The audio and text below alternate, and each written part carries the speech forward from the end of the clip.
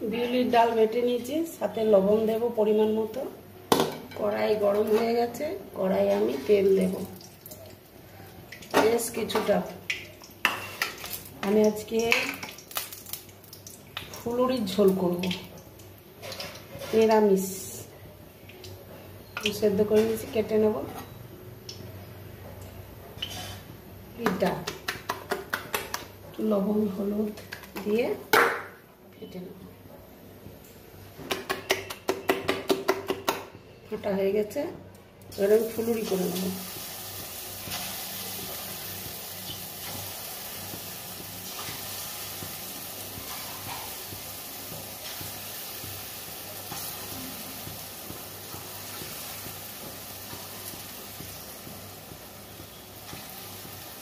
সব ভেজে নেব।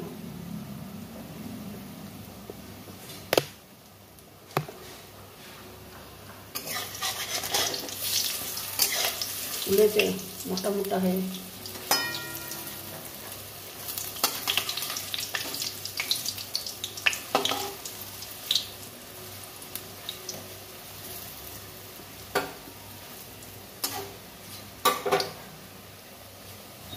ভাজা হয়ে গেছে, আমি এগুলো তুলে নিচ্ছি।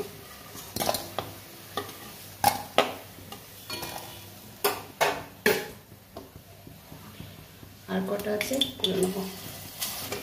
আমার ভাজা হয়ে গেছে, তুলে নেব। আলুটা ভেজে নেব।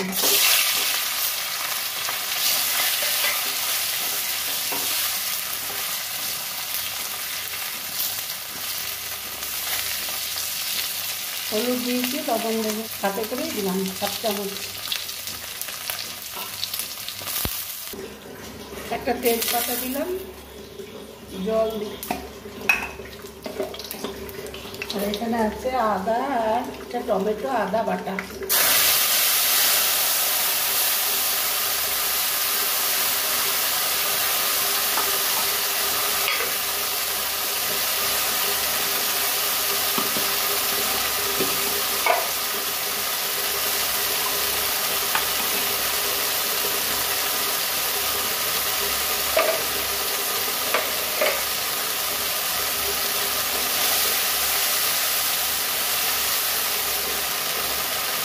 দিয়ে দেবো হলুদ পরিমাণ মতো।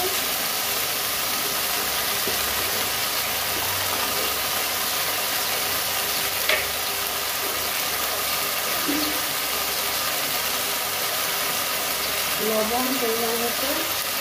দিয়েছি 3টে লঙ্কা ফাটিয়ে দিচ্ছি। দিয়ে দেবো মশলার জলটা।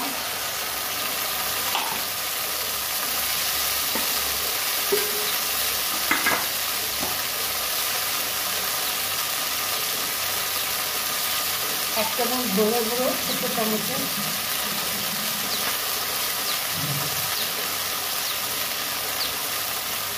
এক চামচ জিরে গুঁড়ো।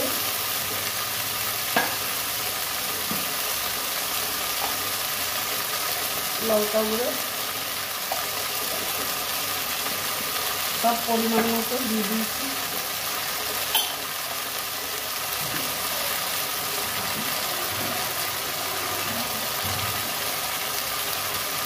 এবার আমি ভালো করে কষে নেব।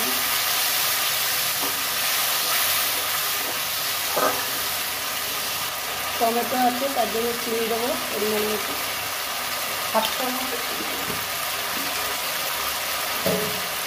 চিনিটা দিলে সবজিটা খেতে টেস্টি হয়, তাই সামান্য চিনি দিলাম। এগুলো আমার বিউলির ডালের আর আলু রেসিপি।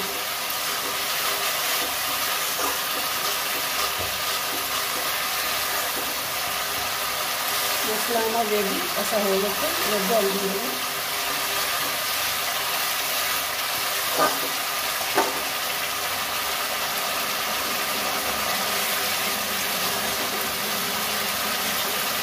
তেল ছেড়ে গেছে।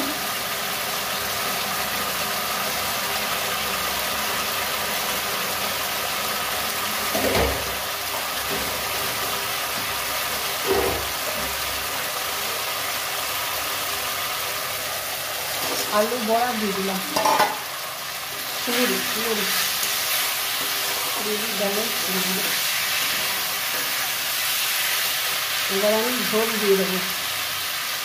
বড়টায় জল টানবে, এই বাটিটা কিছুটা আমার বাটি।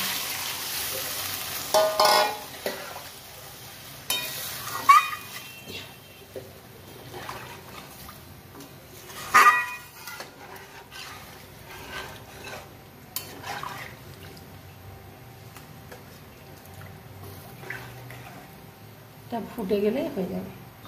একটা লবঙ্গ, একটু দারচিনি আর 3টে এলাচ বেটে দেবো। বিউলির ডাল আর আলু দিয়ে ঝোল রেসিপি, নিরামিষ রেসিপি। কেমন লাগলো বন্ধুরা? লাইক, শেয়ার, কমেন্ট, সাবস্ক্রাইব করে বলবেন কমেন্টে কেমন লাগলো। এভাবে রান্না করে খেয়ে দেখবেন, দারুণ লাগে। ঘি থাকলে একটু ঘি দিলে ভালো হতো, ঘিটা আমার নেই, ঘি শেষ। একটু গরম মশলা বাটাটা দিয়ে দেবো, গরম মশলা বাটা নামিয়ে নেব। এই জলটা টেনে যাবে, এতটা ঝোল থাকবে না, বড়াতে আলুতে টেনে যাবে। রেডি। রসগোল্লার মতো ভাসছে বড়া।